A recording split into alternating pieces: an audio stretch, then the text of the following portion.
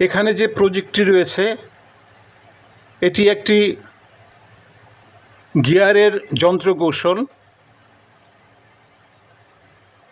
এটাকে reverse gear mechanism বা যন্ত্রকৌশল বলা হয়। এই যন্ত্রকৌশলের মাধ্যমে ঘূর্ণন গতি বা রোটেশনাল মোশনকে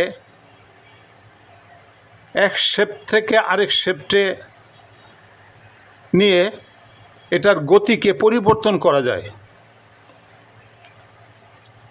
যেমন আমার বাঁ হাতের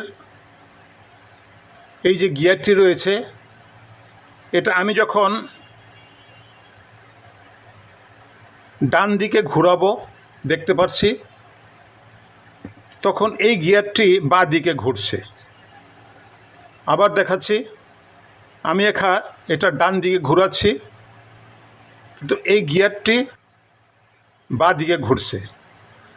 আবার যখন এই লিভারটিকে আমি উপরের দিকে তুলে দিলাম, এখন কি হচ্ছে, এখন এটা যখন আমি এই ডান দিকে ঘোরাচ্ছি তখন এটাও ডান দিকে ঘুরছে। এইভাবে লিভারের মাধ্যমে এই গিয়ারের গতিকে ডানে এবং বাঁয়ে করা যায়। এখন এটা এইভাবে থাকলে এটা ফ্রি থাকবে, কোনো কাজ করবে না।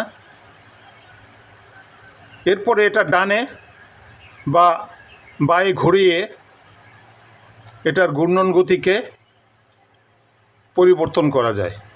ধন্যবাদ ভিডিওটি প্রথম থেকে শেষ পর্যন্ত দেখার জন্য।